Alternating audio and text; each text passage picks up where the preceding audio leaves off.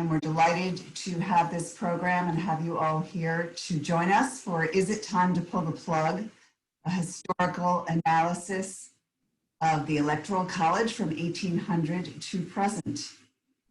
And when we first started talking about doing this program, we thought the timing would be appropriate considering it is now the presidential election time period. And this topic every 4 years seems to raise its head even more profoundly in the community.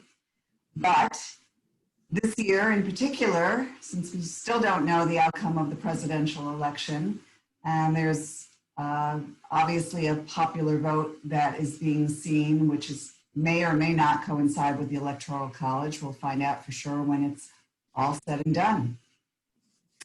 So I'd like to introduce myself. As I said, I'm Ricky. I'm the director of the museum. I'm having trouble getting my video on, so I'm sorry you can't see me, but hopefully you can all hear me. I do want to let you know that the program is being recorded, and I'm going to ask all of you to please stay on mute during the course of the program so there's less distractions for people that are participating. Feel free to put questions in chat any time during the program, so if you don't want to forget your question, go ahead and put it in chat. We have a couple questions in there already that some of you submitted prior to the program. And David has said that he will take breaks as he's doing his presentation, and he will answer questions throughout the program as well. So we are not limiting it to the question and answer following the program. We do send out surveys after these programs, and I'd really like to encourage you to respond to them. It takes just a few minutes to let us know what your thoughts were, what we could do differently, what we could do better, and also some topics that you'd be interested for the museum to show in a future date. So please take some time to finish those when you receive them. This evening's presentation is one of several that corresponds to our current exhibit on display in the museum called Election Reflection Memorabilia from Holland, Michigan. And we also have in the lobby gallery a small exhibit called Voter Suppression. And this was a service learning project by Upward Bound students at Holland High. So we hope you come to the museum and check those out along with the rest of the galleries in the near future. We have some upcoming programs that correspond to our Cultural Lens series. We have programs this month and next that I'd like to share with you. And they are sponsored by Spectrum Health Zealand Community Hospital, as well as Warner, Norcross, and Judd.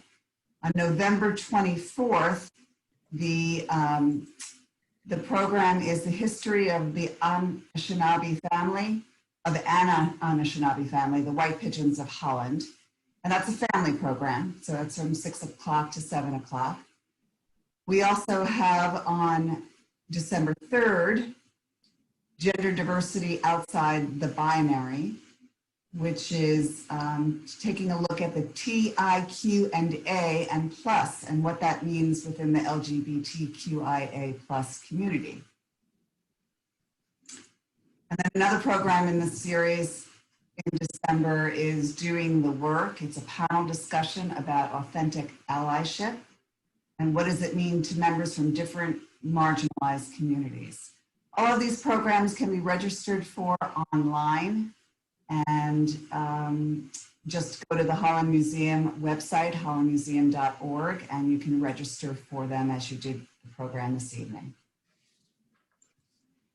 So we are open. The museum is open. We've been open since mid-July, reopened since mid-July, and our pandemic hours have changed slightly. So we're open Monday, Fridays, and Saturday from 10 to 5. We've continued our free second Monday. So the second Monday of every month, we're open from 4 to 7 p.m. in the evening for free.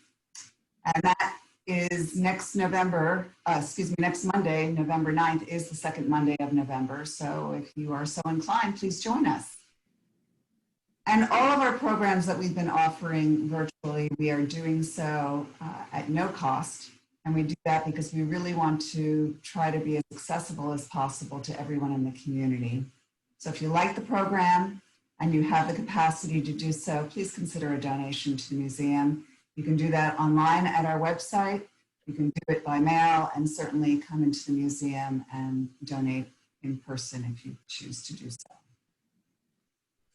Now we're time for the program, and it is my honor and pleasure to introduce our speaker this evening, Dr. David Ryden.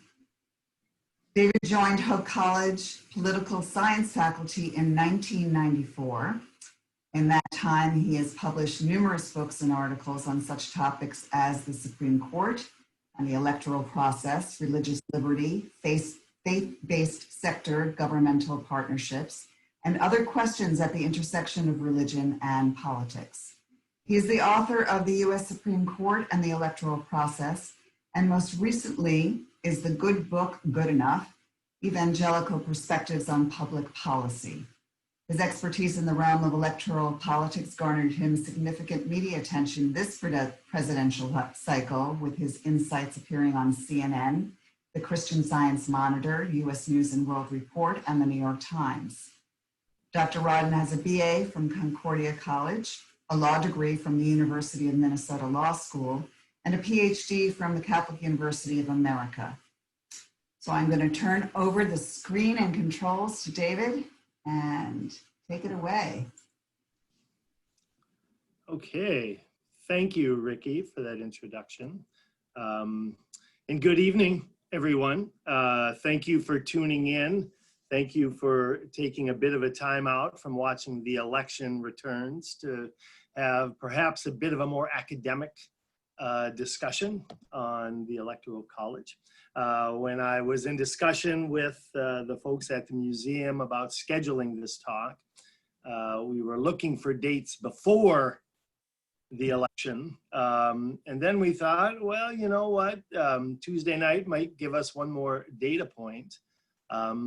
It still could, although I think the chances of that are ever diminishing. But this is good timing. And so I look forward to having this conversation. This is a bit of a smaller group, so I am eager to have it perhaps more conversational and more interactive. And I would welcome questions and comments and pushback at any time in the evening. I have some things to say and some points to make, kind of drawing a little bit from sort of history and then thinking about some of the contemporary arguments kind of around the topic of the appropriateness, the ongoing appropriateness of the Electoral College. So there'll be time at the end, but please don't wait. I would describe myself as a grudging contrarian on the Electoral College. I am fully aware of a variety of flaws in the institution, and yet I tend to think that the positives we derive from it narrowly outweigh the problems that it presents. But I trust we can have lots of good discussion around that. So with that, and as Ricky said, don't hesitate to plug into the chat function. I'll try to keep an eye on that as we go forward, and several others will too, to kind of monitor that. So that's a good way. I can't really see your faces. We have a PowerPoint we're sharing with you. So that chat function is a great way for you to weigh in. So, and I will also try to kind of take the occasional pause and come up for breath, and that'll be an opportunity for you to ask questions or to offer comments as well. So let's begin. I titled this, Is It Time to Pull the Plug? A historical, and I should have said, and contemporary analysis of the Electoral College from 1800 to the present. I would say that after the issue of big money in campaigns, no other subject generates more calls for reform, election reform, than the Electoral College. It has been a target of criticism going as far back as the 1820s, when Andrew Jackson called for its abolishment. And since then, general dissatisfaction with the Electoral College has simmered and occasionally boiled over, usually after an election that reminds us of the peculiarities of the institution. Shortly after the protracted Bush versus Gore battle in 2000 was resolved in the courtroom of the US Supreme Court, polls revealed that some 70% of the public favored elimination of the Electoral College. And while those numbers have ebbed and flowed somewhat with time, polls still show sizable majorities of the public desire the same thing. The 2016 election of Donald Trump, which was fairly close to being repeated 2 nights ago and is still not outside the realm of the possible, re-energized those criticisms. Calls for reform have come from the American Bar Association and legal scholars, reform advocates, candidates, and Congress itself, as it has entertained hundreds of proposals to amend the Constitution, and yet the Electoral College survives. So why the persistent dissatisfaction? I think more than anything, the Electoral College is seen as an anachronism, an institution out of step with the dominant political kind of virtues of the day, namely majoritarianism, popular sovereignty, and voting equality. So is it time to bag the Electoral College? Are the attacks justified? Do the actual merits of the Electoral College merit those attacks? What would take its place? And what would that look like? What would be the impact of those changes on our electoral system? And so those are some of the questions I'm hoping that we can explore tonight. So let's begin with kind of a refresher course on the workings of the Electoral College, just to make sure we all are on the same page and are clear on how the Electoral College functions.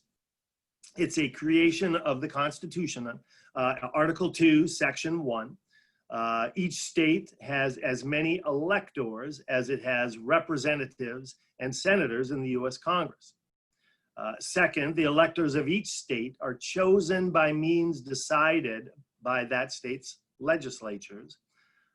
Third, the electors are tasked with selecting the president and the vice president. And finally, if no candidate secures a majority of the Electoral College votes, the selection of the president is accomplished in the House of Representatives, where each state delegation has a single vote. The intent of the Electoral College was twofold.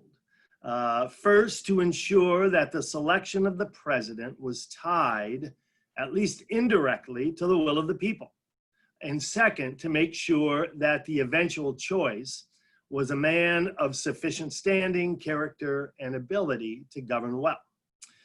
It's important to remember that the framers were Republicans, small r Republicans.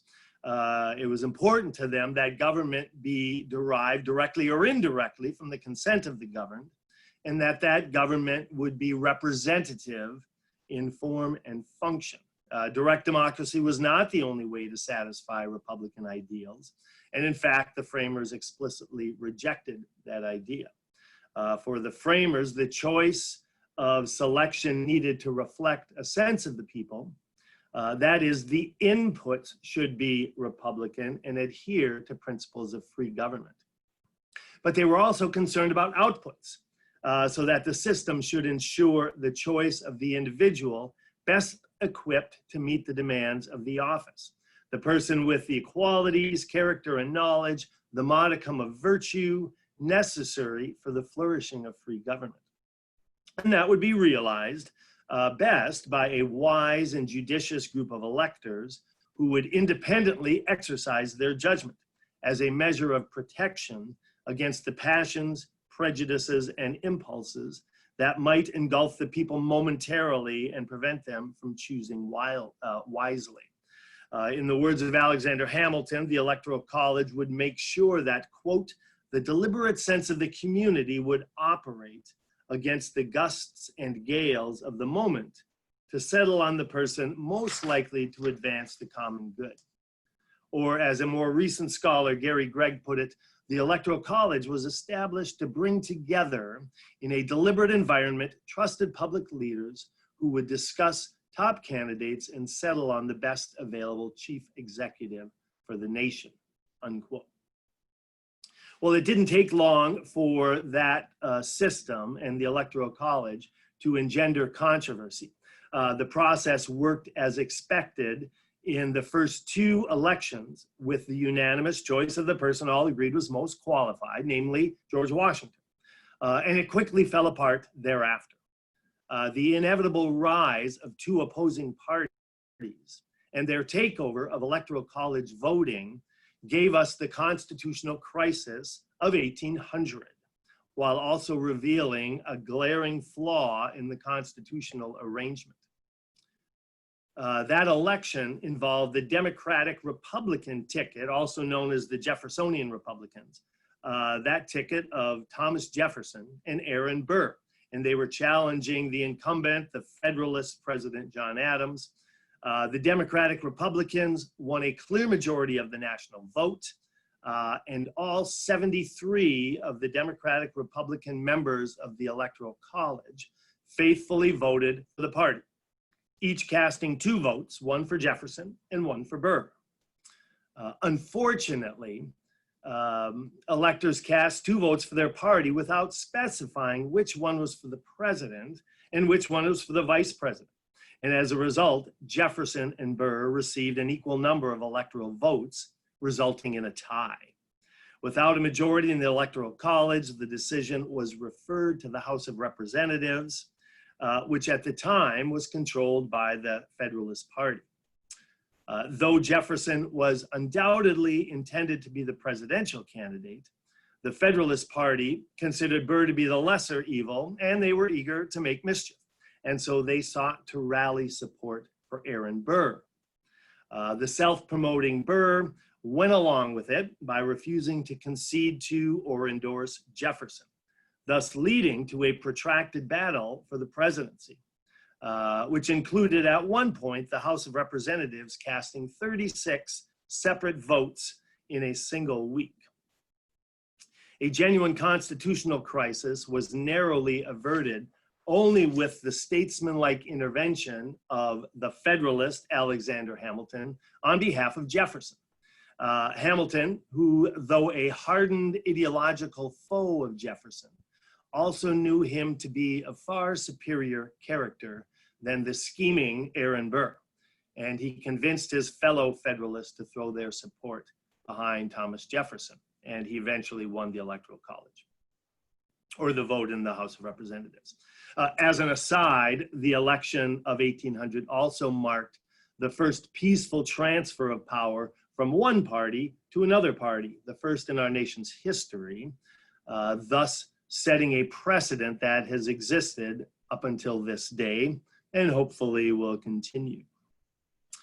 In the wake of that election, 4 things happened that have given us the modern version of the Electoral College. So I will suggest, or I will tell you now, right, the original purposes of the Electoral College fairly quickly faded from the scenes. So later in our discussion, when we get to the supposed arguments on behalf of the Electoral College, I'll suggest those are of modern origins, not historical. But in the wake of the 1800 election, 4 things happened. First, the 12th Amendment was passed, which required separate ballots for the selection of president and vice president. Second, the growth of the 2-party system ensured partisan Electoral College voting, thus eliminating any notion of independent-minded, wise electors. It was simply a matter of partisanship. Third was the turn to popular selection of the electors within the states, that the states thereafter chose in their state law to tie the electors to how the popular vote of the president occurred within that state. And then finally, and significantly, was the adoption of the winner-take-all rule, awarding all of a state's electoral votes to the winner of the popular vote in that state.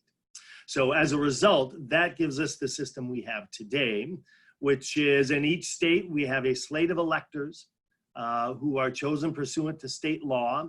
They and the electors of other states convene in Washington, D.C. in the latter part of December to select the president and vice president. Second, with 2 exceptions, the top vote getter in the state wins all of the Electoral College votes in that state. The two exceptions are Nebraska and Maine, who award 2 votes to the statewide winner and otherwise cast the remaining votes as determined by who wins the popular vote in the individual congressional district.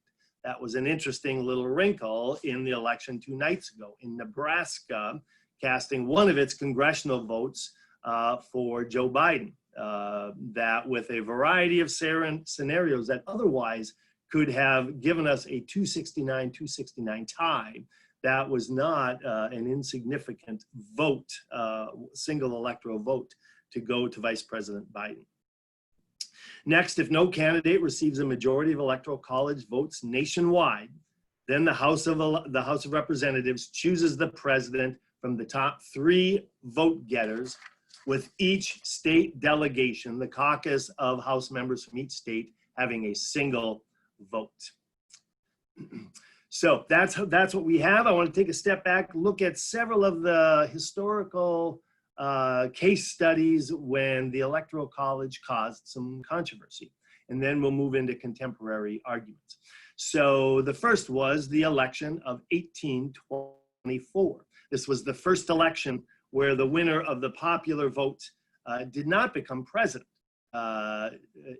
thanks to there being 4 candidates who split the Electoral College vote.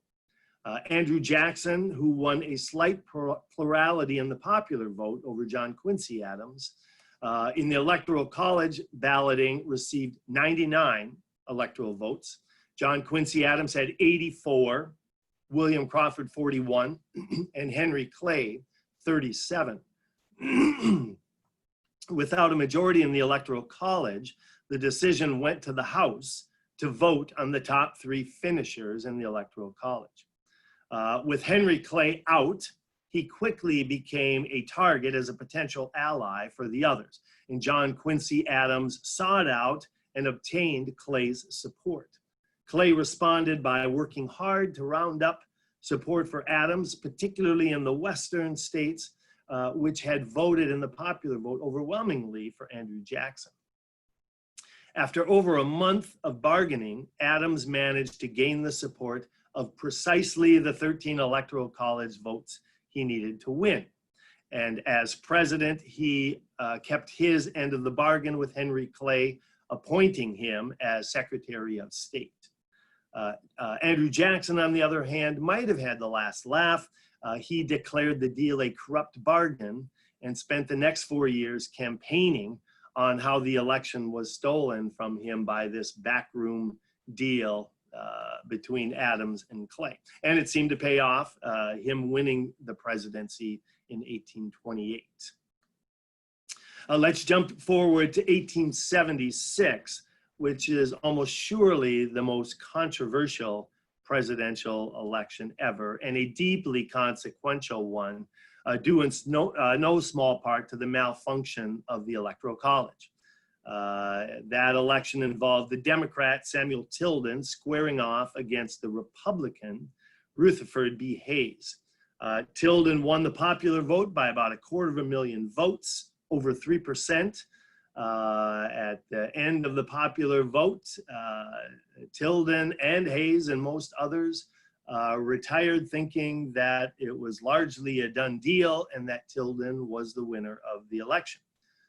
Republicans had other ideas and contested a total of 20 Electoral College votes. And importantly, these 20 votes came from 4 or 5 different states. And that matters in what was a very tight Electoral College contest. Out of those 20 votes, Samuel Tilden needed 1 in order to prevail. Rutherford B. Hayes needed them all if he was going to win.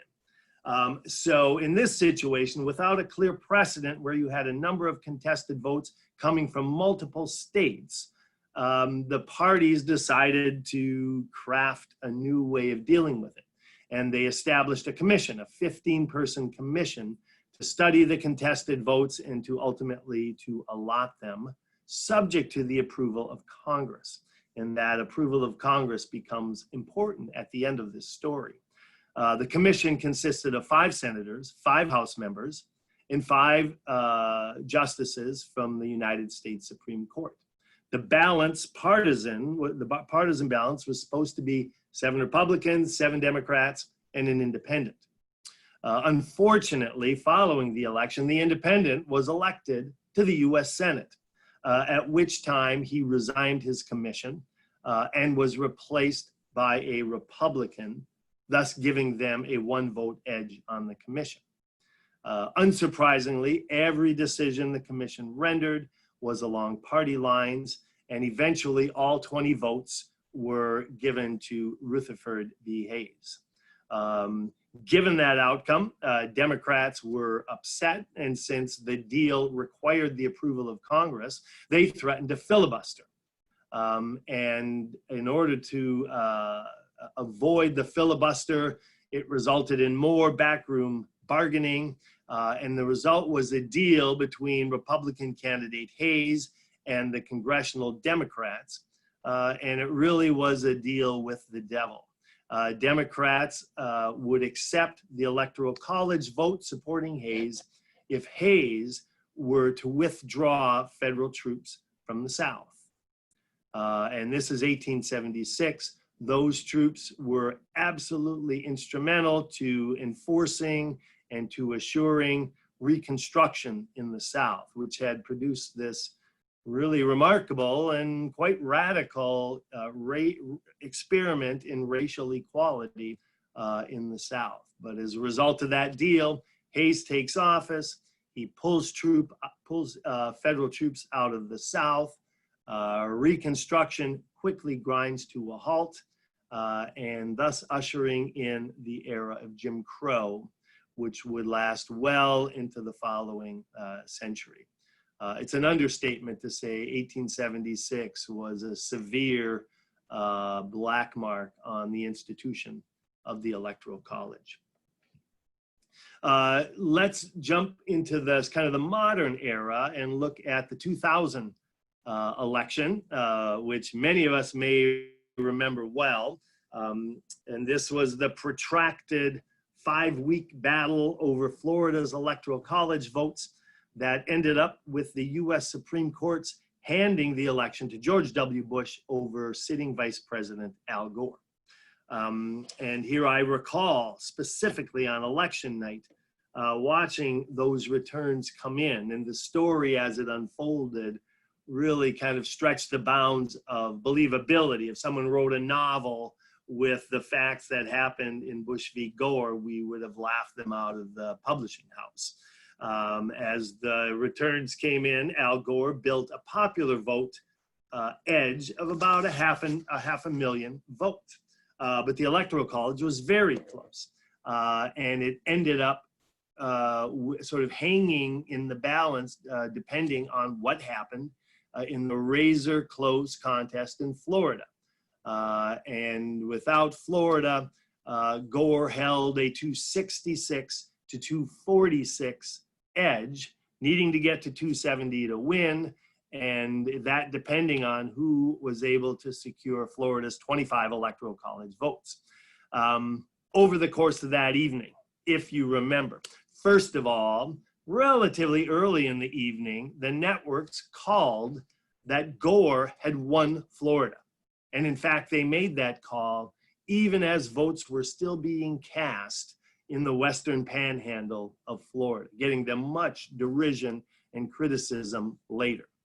That announcement supposedly provoked one guest at a Florida dinner party to bemoan aloud Gore's win and what that would mean for the country. That guest being none other than Sandra Day O'Connor, the right-leaning swing vote on the US Supreme Court, the very court that would be the ultimate arbiter of the election. As counting continued into the night, Gore's lead evaporated, leading the networks to retract their call for Gore. And then several hours later, they would hand the state and presumably the Electoral College to George W. Bush, at which point Al Gore picked up the phone and called George Bush to concede. This too proved to be premature, as the networks would eventually withdraw their projection of a Bush win. This again prompting a Gore call to Bush, this time to rescind his concession, leading to one of the great exchanges in presidential election history, with Bush asking incredulously if Gore was unconceding, and Gore replying, well, there's no need to get snippy about it, and then reminding Bush that his younger brother, Jeb Bush, who just so happened to be the governor of the state of Florida, was hardly the final authority on the race. When morning came, George W. Bush held a lead of a bit over 1,000 votes, prompting an automatic electronic recount that shrunk the lead to a couple hundred votes. Armies of lawyers quickly descended on the key counties of Florida, thus assuring that the election's resolution would occur via litigation rather than voting. After 5 weeks of lawsuits and counter lawsuits, of daily reports of ongoing hand recounts, of our becoming familiar with an entirely new campaign lexicon that introduced us to chads, to hanging chads and dimpled chads and pregnant chads, the US Supreme Court, in a highly controversial decision, brought the extended battle to a close, determining that the recounts could not be done in a fair or timely manner, and that shutting down the recounts was required, thereby assuring that Florida's 25 electoral votes and the ultimate Electoral College victory would go to George W. Bush. Bush's final margin of victory in a state where over 6 million votes were cast, 537 votes. So yes, our votes matter. Couple sort of fun kind of highlights of this saga. One was the thousands of voters in one of the most liberal Florida counties misreading the infamous butterfly ballots and mistakenly casting their votes for arch-conservative third-party candidate Pat Buchanan when it was clear they in fact meant to vote for Al Gore, well over the margin of victory for George Bush. Gore would also rue the presence on the ballot of Green Party candidate, well-known consumer advocate, Ralph Nader. Nader attracted close to 200,000 votes, the vast majority of which would have gone to Gore, again, depriving him of victory.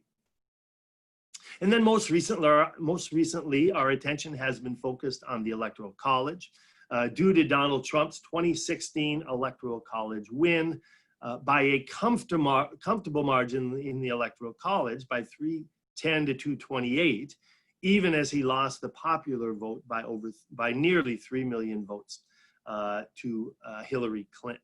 Again, something that still something similar could happen this election cycle, though the odds of that are getting quite narrow for the president. So clearly 2016 and even the current election have really focused our attentions on this, this institution. Let me pause and take a sip of water and catch my breath to see if there are any comments or questions that folks have before we continue. So there were a couple of questions, David, that came in prior to the program, so I thought I'd start with those. And there's nothing like asking you exactly what you think. Do you think we still need the Electoral College today? The short answer is, I think so. And the longer answer is, you have to wait, okay? Because we're going to get into these arguments. And I will run through some of the arguments that really are legitimate criticisms of the institution.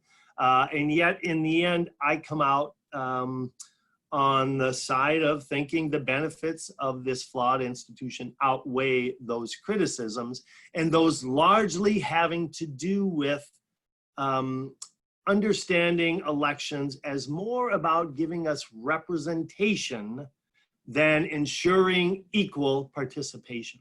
So as we will see, the criticisms largely revolve around the equal vote, having equal input and the equal vote. And that's a legitimate concern. And yet I view elections as more important in giving us leaders who represent and are a reflection of the vast array of groups, interests, people, and ideas that make up this diverse country.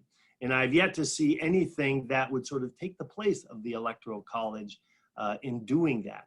Having said that, these are not the historical justifications for the Electoral College, right? The notion that the Electoral College would act as a buffer against the popular will or the rash, passion-driven impulses of the people. That is no longer the way the Electoral College has evolved.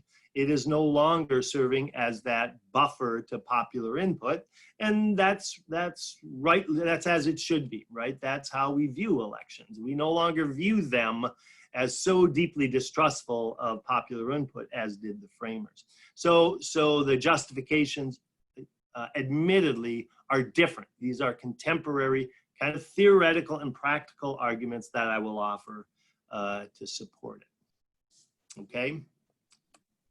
Thank you for that. So this next question, I think you've touched upon some of these things, but if there's anything you want to elaborate, it's actually several questions in one. This person wrote, I'm particularly interested in the debate today where proponents of the Electoral College argue that it was what the founders wanted, and therefore it is the best method and should remain unchanged. The question is it really what the founders intended? Has it functioned that way? And what was the reason behind their decision to avoid a popular vote? Right. So they were, as I said, they were Republicans. They valued some connection, albeit indirect, between the people, the sentiments of the public, and the selection of their leaders. And yet that was balanced against this deep distrust of the people, right? And the framers, they had a healthy dose of elitism. And so hence a couple buffers between the people's vote and the selection of the president, right? The people's vote selecting the state legislatures who chose the electors who acted independently to select the president. Those reflected that, right? That elitist distrust of the mob, of the people. And that's certainly no longer the case, right? Those rationales have gone away. So we'll get to kind of the more contemporary views. I'm looking at the last sort of comment, which is kind of rather than to change or repeal the Electoral College, you put any stock into state-based allocation changes. I want to hold off on that, okay? As we go through the criticisms, then we can tick off, and I'll just tick off a couple alternatives that people have mentioned, and we can spend a few minutes talking about that, okay? So there's one more, and I'll throw it out to you. You may be okay. On this also, but can you speak to the relationship to the Electoral College and the 3/5 compromise? Yeah, because that, right, that gets a lot of attention. And here I have to confess, I'm a political scientist. I'm not a political historian, right? So the 3/5 compromise, for those who aren't aware, right? This was the compromise that was all about representation. And how, and particularly, how do we count slaves for purposes of representation?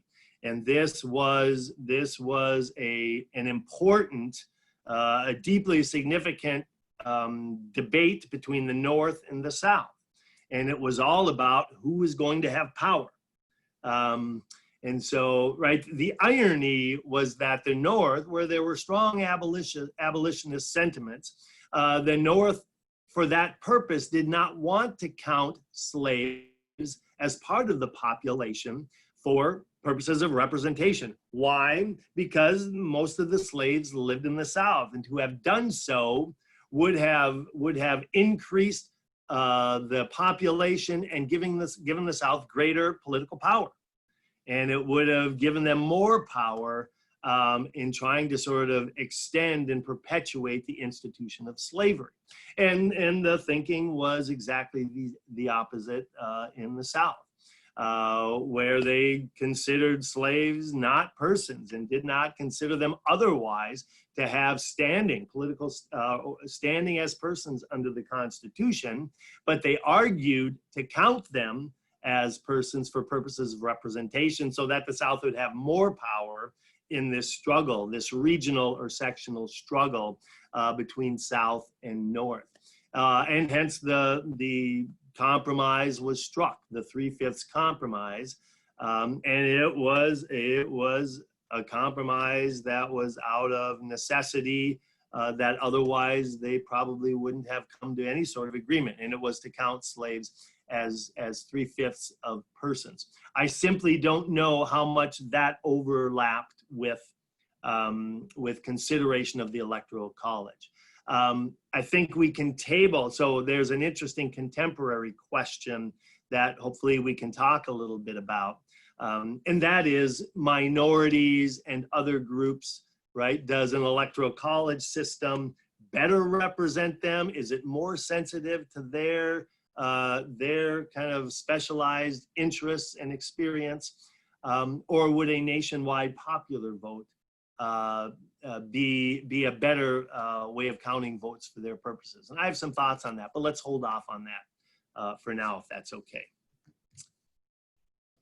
All right, so let me sort of tick off kind of the arguments on this is sort of the case against the Electoral College, and it really is, it's rooted in kind of this overarching complaint, and it's one of sort of alluring simplicity, and it's just at its simplest level, it's right, the Electoral College is out of sync with kind of the dominant contemporary ethos, one that emphasizes majoritarianism, and the selection of the president by the people, quote unquote.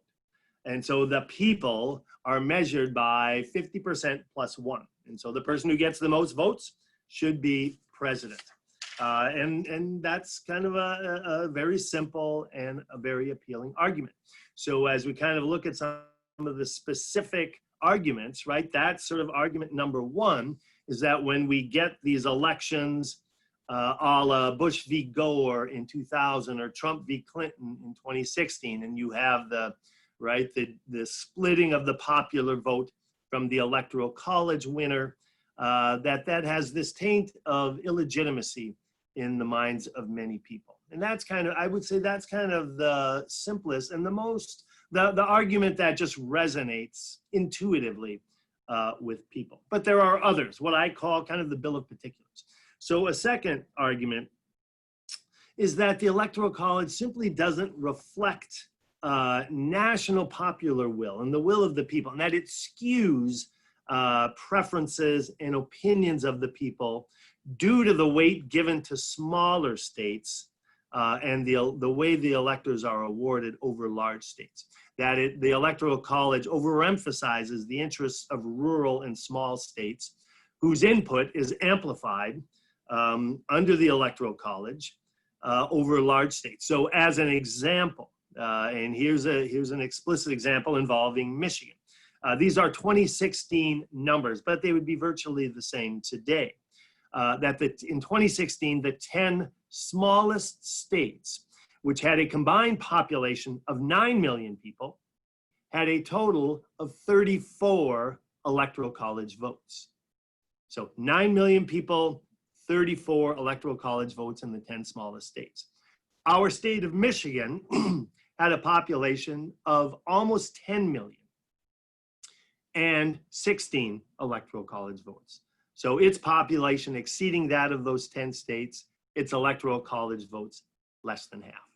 There's the second argument, okay? A third argument is that the Electoral College distorts campaigns, that candidates are able to ignore 75% of the states because there's not incentive to campaign. They're safely red or blue, their vote is taken for granted. And there's this idea that in a healthy democracy, shouldn't the candidates be seen and be present in as many states as possible? And then the flip side, of course, of this argument is that their attention is overwhelmingly devoted, their attention, their money, their time, their resources are focused on that handful of swing states.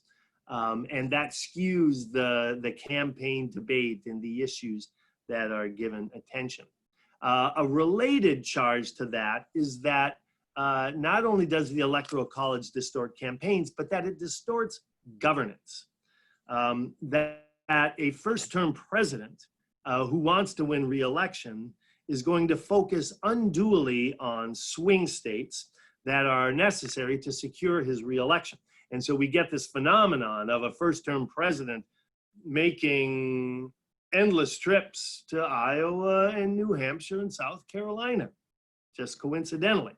Or more significantly, we see him devoting federal resources, resources flowing from the massive federal government, from the massive bureaucracy, those benefits being showered on those states that are keys in his re-election run.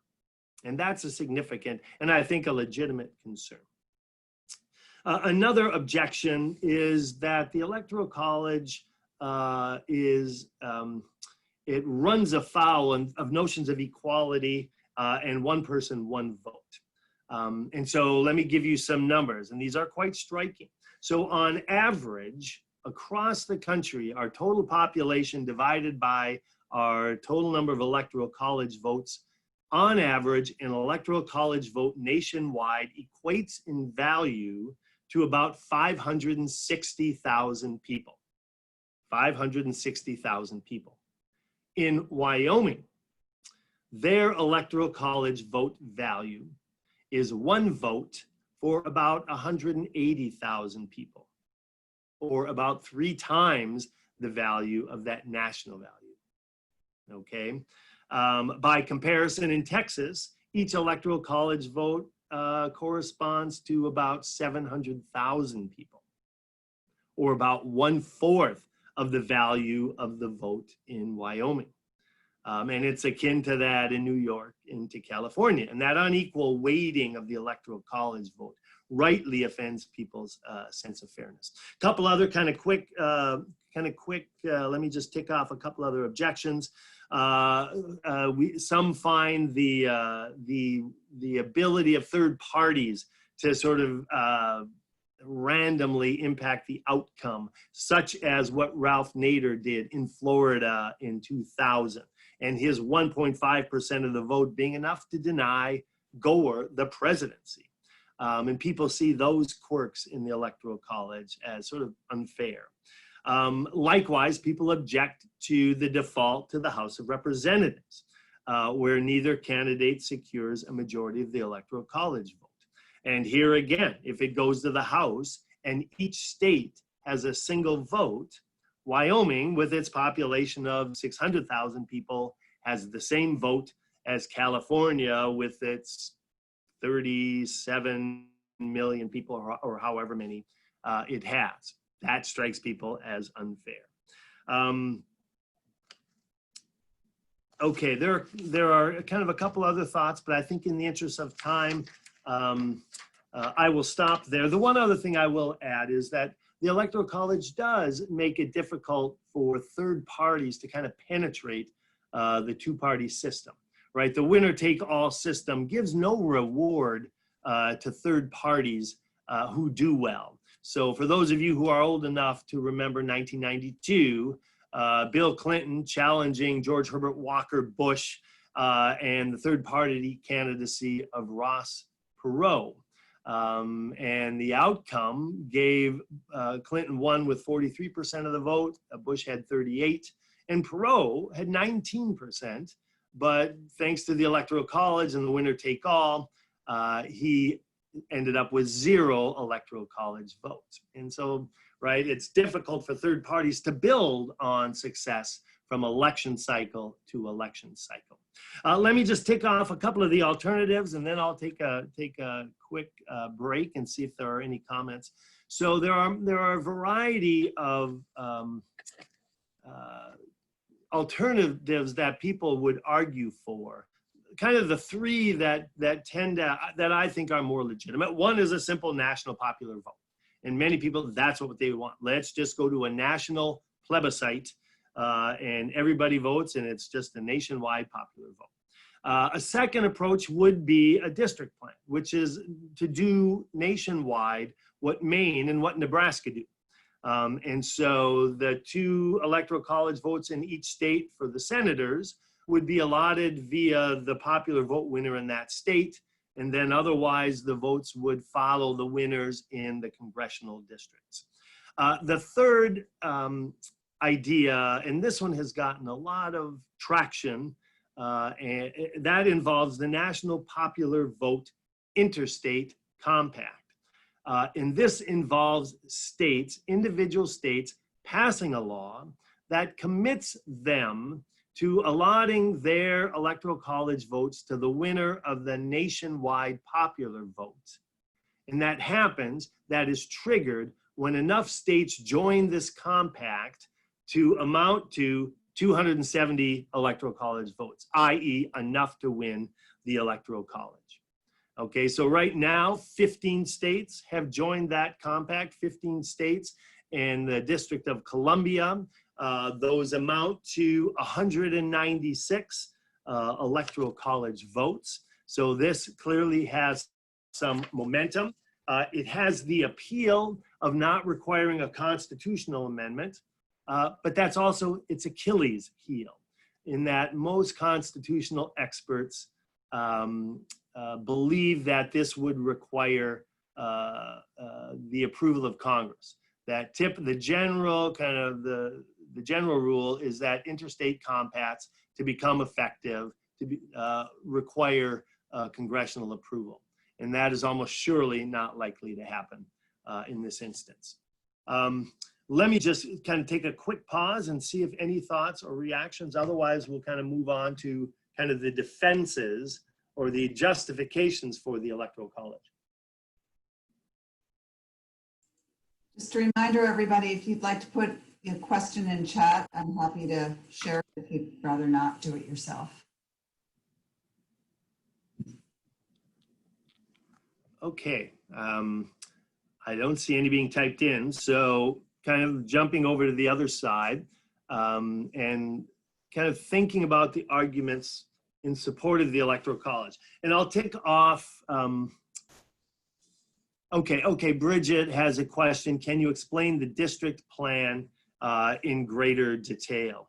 Right, so this is what happens in Maine, this is what happens in Nebraska. So let's take Michigan as an example. So I believe there may be one congressional district in Michigan that has not been called. But right now, it looks like the congressional delegation in Michigan, which is 14 members of the House, is evenly split between 7 Democrats and 7 Republicans. And so under the district plan, Michigan's 16 electoral college votes, the 2 votes that represent the 2 senators, those would go to the winner of the popular vote.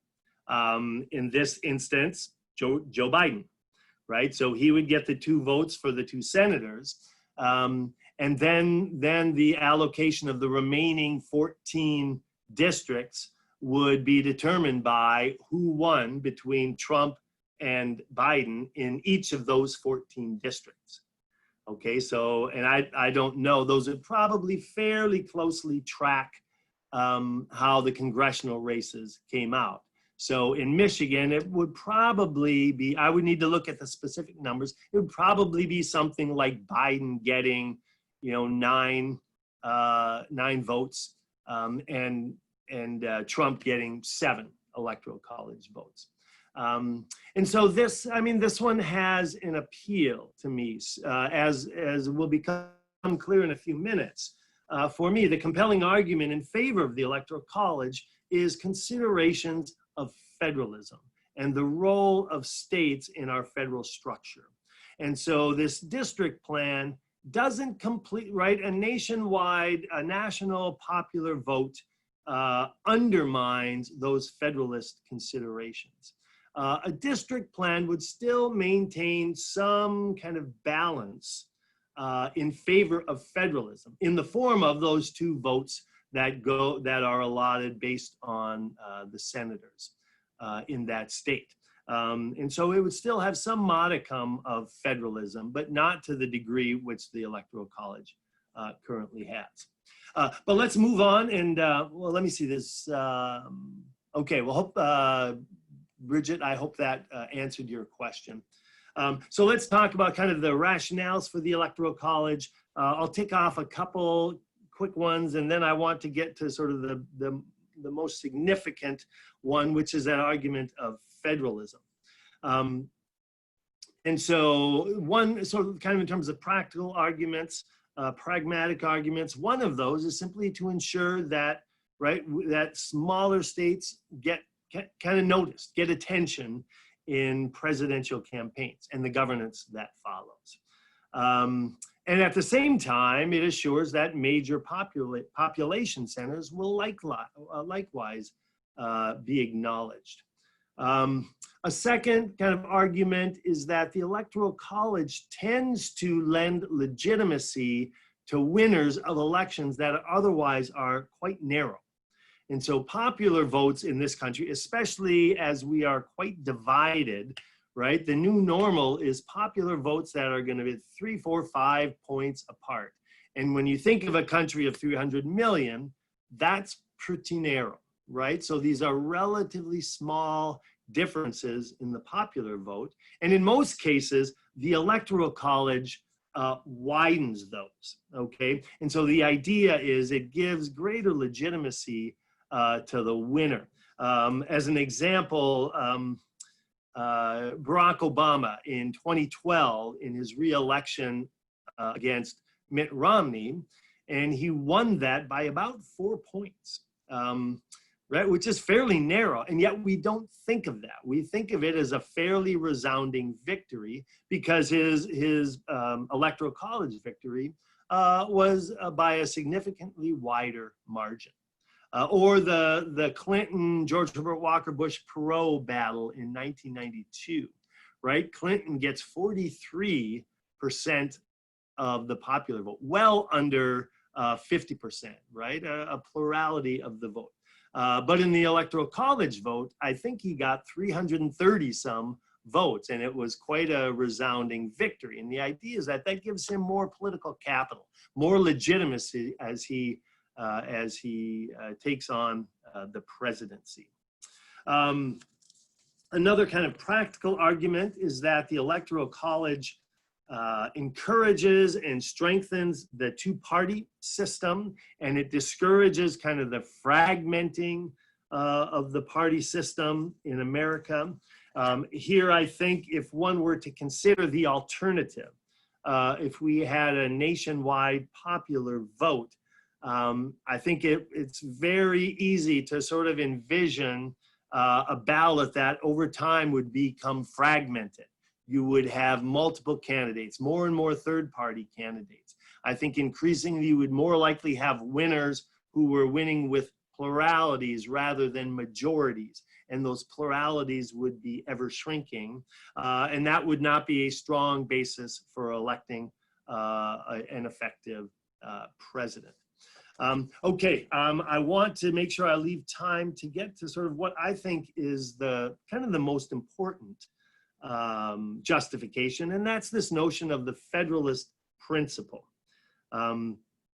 Michael Ullman, who's a student of theoretical, kind of a political theorist who studies parties, he puts it this way. He says, by incorporating the federal principle into the mode of presidential election, the Constitution at once connects the presidency to the rest of the constitutional structure and reminds presidential candidates of the unique character of the nation they seek to lead.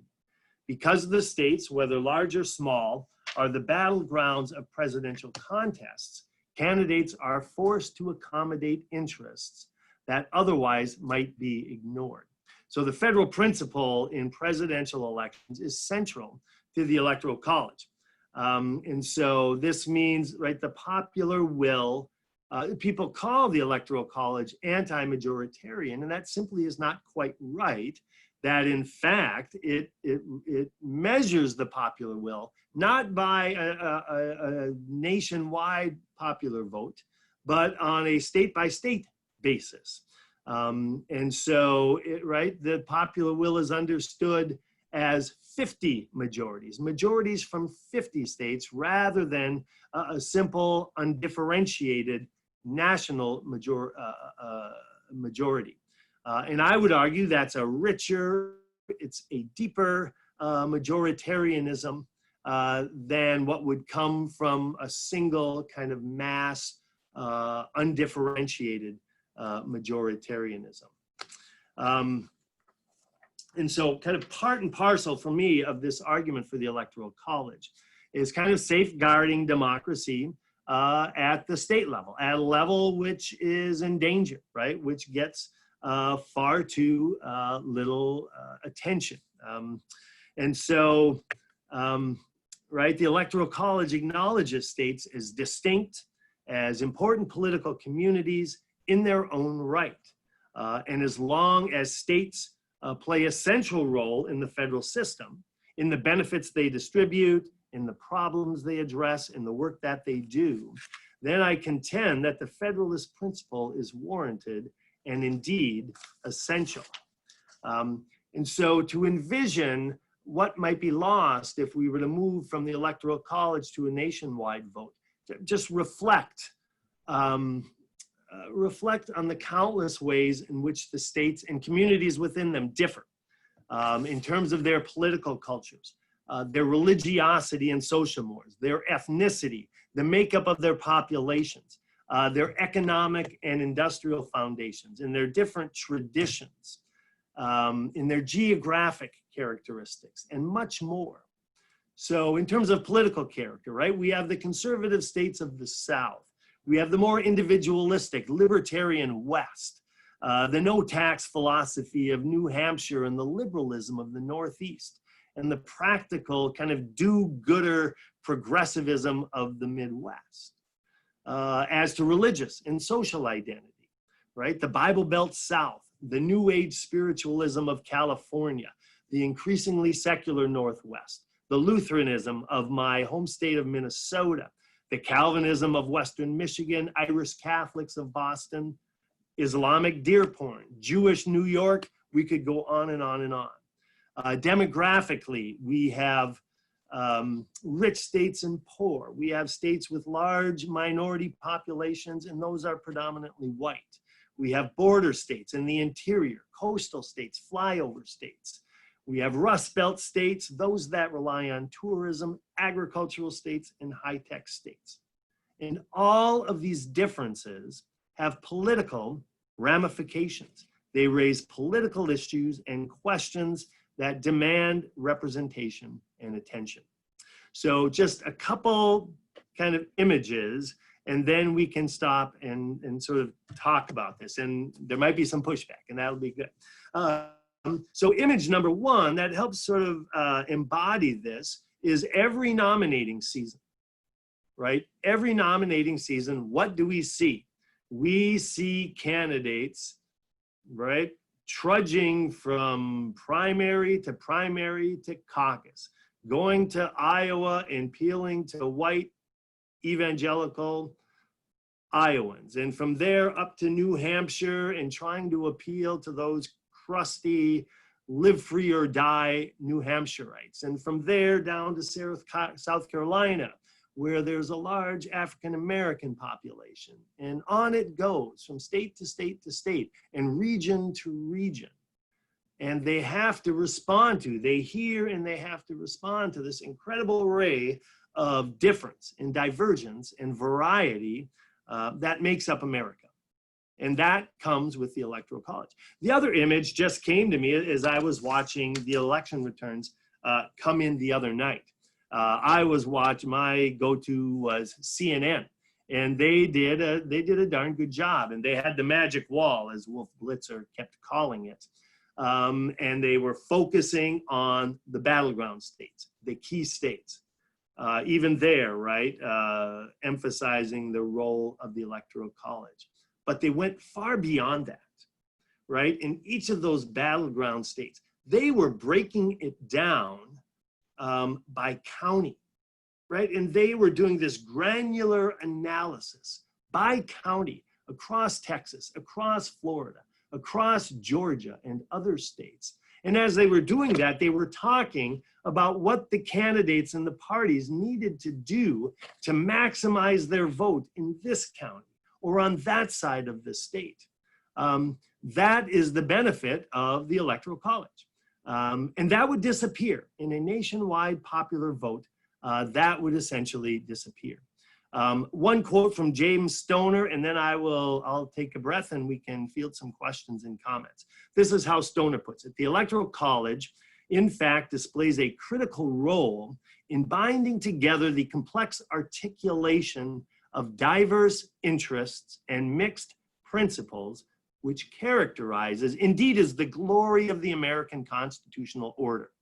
It's partly national and partly federal, partly concerned with the broadest and most uniform interests of individuals, and partly reflective of democratic communities in all their distinctiveness and their pride. And this would be lost with a national plebiscite. So I could make more arguments, but I'm going to stop. We're a little after 8, and I want to see what kind of comments or questions you all have. So there's one in the chat group. I'm having trouble agreeing with the Electoral College protecting against demagoguery. Yeah, well, I wonder why that is.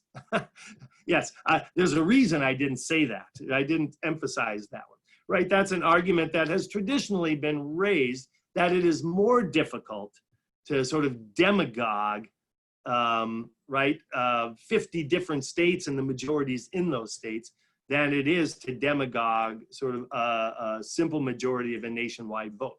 You know, clearly we have people who have been effective in doing that, even in our current setting. So with mass media, I'm not sure I would push that as a strong argument in favor of the Electoral College. So I'm with you there. That's not a particularly convincing argument. Other kind of comments or thoughts?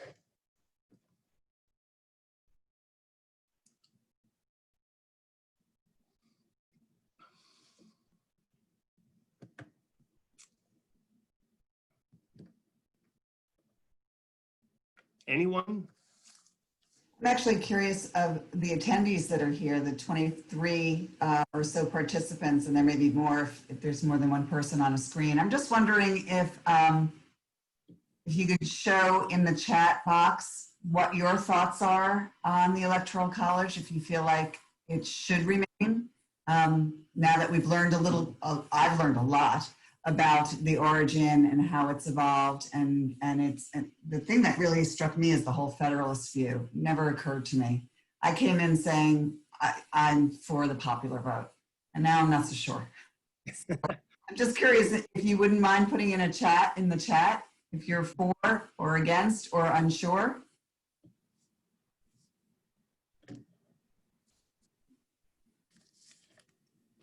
Don't be shy, people. I won't take it personally if you disagree.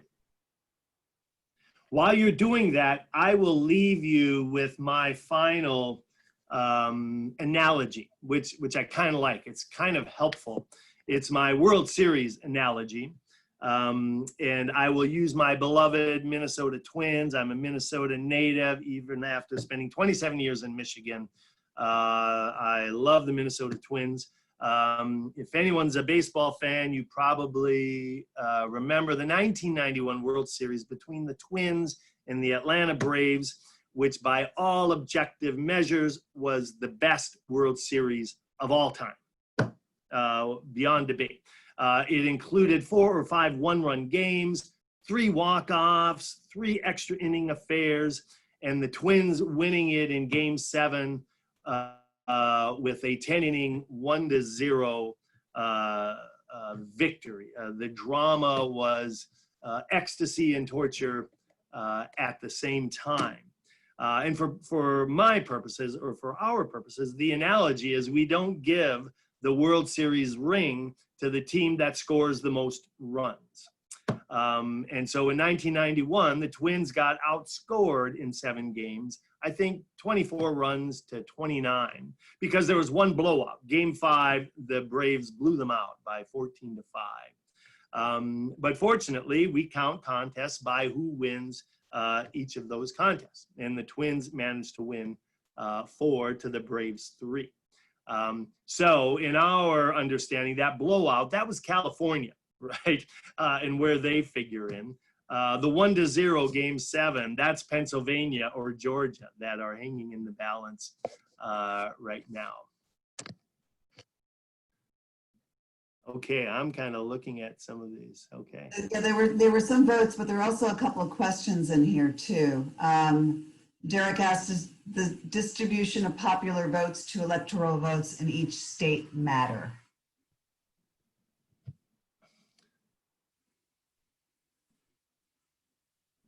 I'm not sure. Okay. Derek, do you want to explain? Can you unmute and kind of explain your... Sure, yeah. I had heard this the other day, somebody breaking down really what each electoral vote in each state, when thinking about population, that in some of the larger states like California, one electoral vote compared to popular votes is like, I don't know, 400 to 500,000. And then when you get to, a really low populated state like Wyoming, with their minimum, I think they've got 3 electoral votes. Their popular vote, the distribution is more like 118,000 per Right. electoral vote. You know what I mean? So I'm just wondering, is that something that we need to pay attention to? Yeah, it is. And so you may have missed that when I mentioned that, because that's a Okay. right. That really is, when we think of notions of one person, one vote and voting equality, that is an undeniable reality in the Electoral College. So yeah, I think the numbers I gave was an electoral vote in Wyoming, right, corresponds to about 175 or 180,000 people. In California or Texas, it corresponds to 700,000. And so that's undeniably a drawback, right? One would think that would make a bigger difference in the outcomes, but there have been some weighted studies, and I'm not quite sure how they've done those, but I read a study of someone who kind of managed to weight these votes and went back to 2016 and kind of recalculated how things might have come out. And Trump lost 7 or 8 electoral college votes. It really didn't have a dramatic difference in the outcome. So as a practical matter, I'm not sure, but certainly even just as we think about the legitimacy of the system, that undermines it. I think that's legitimate. The other thing I think, this isn't directly responsive to Derek, but when the difference, I'm not sure this should matter given what I've just argued, right? But if the amount by which someone loses the popular vote grows large enough, right? And the difference between the popular vote and the Electoral College vote becomes so wide, right, that the winner of the Electoral College vote just is so lacking in legitimacy. Right, so that's why people really sat up when Trump in 2016 won a convincing electoral college vote, but lost the popular vote by 3 million people. Right now, I don't know what the amount is where it's more than we should accept, but I think that's an argument that resonates with people as well. Michael Brown asked the question: does the focus on swing states in the final push to the election, does it undermine the idea of the Electoral College helping to ensure that all 50 states are a focus of presidential candidates? And my answer to that in kind of the modern era of mass communication is no, I don't think so. I mean, I think we're in a day and age where it really doesn't require someone to physically appear in every state for their arguments and their campaign themes, right, to resonate in that state. I mean, now I think, right, the candidates are running 50 state campaigns. They're certainly spending a lot more in those swing states, but it's not like, given kind of mass communications in the modern world, it's not like those neglected states are not fully apprised of where the candidates and the parties are coming from. I'm just kind of scrolling. There's another question I see from Bridget. What would be the mechanism for deciding to change the Electoral College? Who takes up the charge and brings this to the fore? Would it be a political, or is it an infrastructure like the Constitution or other documents? Yeah, so good question, right? What would be required constitutionally, and what would be what could be done via legislative act? So I mentioned the nationwide interstate compact, and states, right, those who are in favor of that, they are trying, it's kind of an effort to sort of make an end run around a constitutional amendment. Because, I mean, we are in an era as a country, we seem utterly unwilling to think about tinkering with the Constitution, right? Even ideas that have broad national support simply don't go anywhere when introduced as potential constitutional amendments. So I think people are thinking, if this requires a constitutional amendment, it's not going to happen.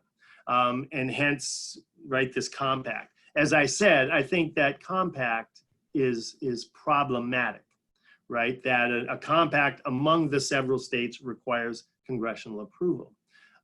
Now, states in their own state, right, they certainly by statute, state legislature, they can make, they decide how their electors are chosen.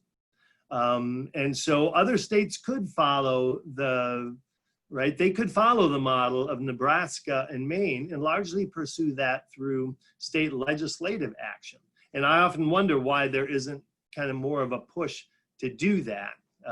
Because that would be the way of pursuing what I would think would be a less dramatic mode of reform. Yeah. Any kind of other questions or thoughts? It's interesting to see people's comments on if they're for or against, and it's a mixture. And then there's people that are looking into the other alternatives and how that would work. So here's a question from Ramona. Maine and Nebraska have had their split votes in play from the onset in those states? I don't know the answer to that. Yeah, I'm not sure.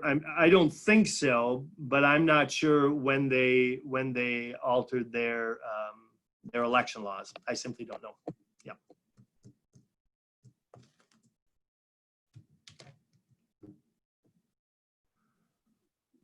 Okay. Any other questions? Are we good? Well, you certainly gave us a lot to think about, and my video is working now, but thank you so much, David. This was really informative and I think so timely, and I think it's on everybody's minds as we go through this week. So thank you so much for your time. Really learned a lot. Thanks everyone for joining. Please come back and sign up for some other programs on our website, and we hope to see you soon. Thanks, everyone. Have a good night.